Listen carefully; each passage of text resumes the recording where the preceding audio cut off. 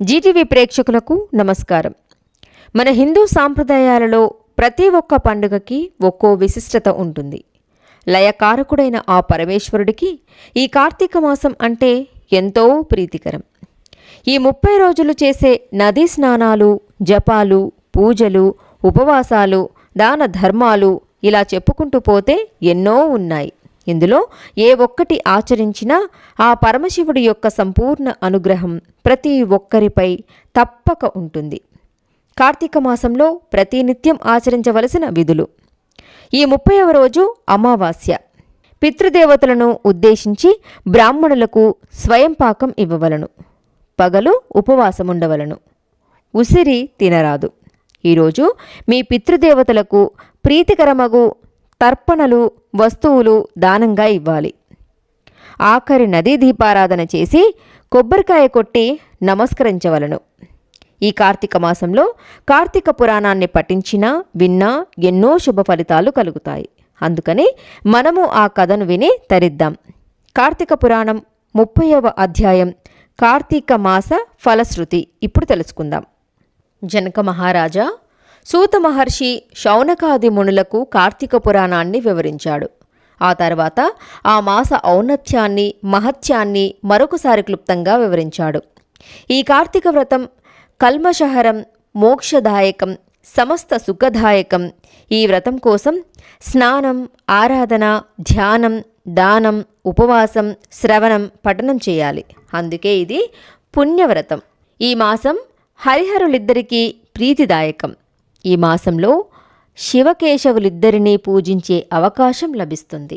ఇతర కాలాలలో శివారాధన ఉత్సవాల వేళలలో కేశవారాధన, కేశవారాధనోత్సవాలలో శివారాధన చేయడం సాధ్యం కాదు. కానీ మాసంలో ఒక్కసారిగా ఇద్దరిని ఆరాధించి ఇద్దరి అనుగ్రహాన్ని పొందవచ్చు.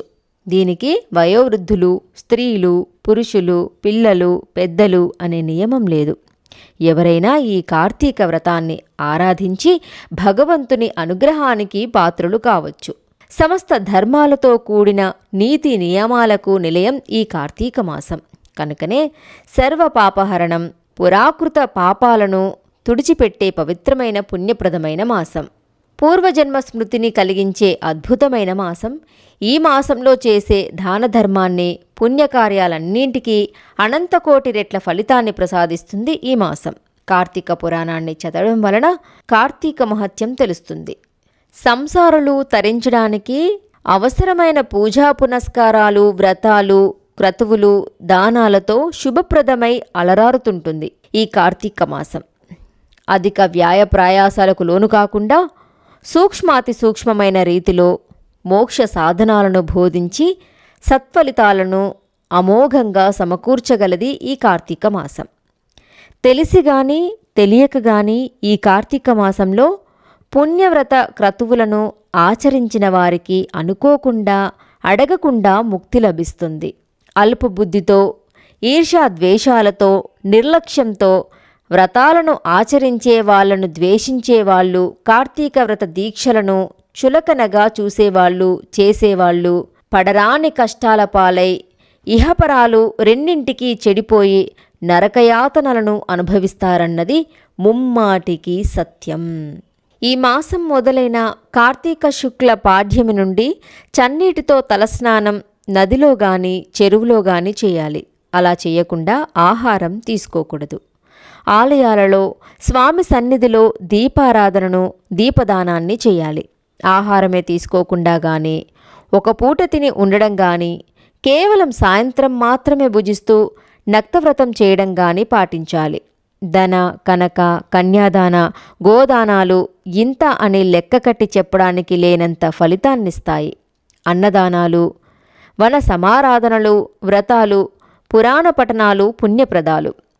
వృద్ధులు, పసివారు, ఆరోగ్యవంతులు ఎవరైనా ఏ కారణం చేతనైనా ఈ కార్తీక వ్రత నియమాలను పాటించలేని వారు ఈ కార్తీక మాసంలో కనీసం ఏకాదశి నాడు గాని, లేదా పౌర్ణమి నాడు గాని, లేదా వారికి వీలైన ఏదో ఒక రోజున గాని ఈ వ్రతాన్ని అనుసరిస్తే ధన్యులవుతారు. మనసులో ఈ వ్రతాలు, దానాలు, పూజలు, నియమ నిష్టలు అనుసరిస్తున్నట్లుగా భక్తితో తలుచుకున్నా తరించిపోతారు. రాజా, ఈ కార్తీక మాసం సమస్త పుణ్య సముపార్జనకు పరమ ఉత్తమమైన సాధనము, సమస్త పాపాలకు విరుగుడు. తక్కువ సమయంలో భగవంతుని కృపను అనుగ్రహించగల పవిత్ర మాసం ఈ కార్తీక మాసం. 30వ రోజు పారాయణం సమాప్తం. ఈ వీడియో కనుక మీకు నచ్చినట్లయితే లైక్ చేయండి, షేర్ చేయండి. మరిన్ని ఆధ్యాత్మిక విషయాల కోసం మా ఛానల్ని సబ్స్క్రైబ్ చేయడం మర్చిపోకండి. సర్వే జనా సుఖినో భవంతు.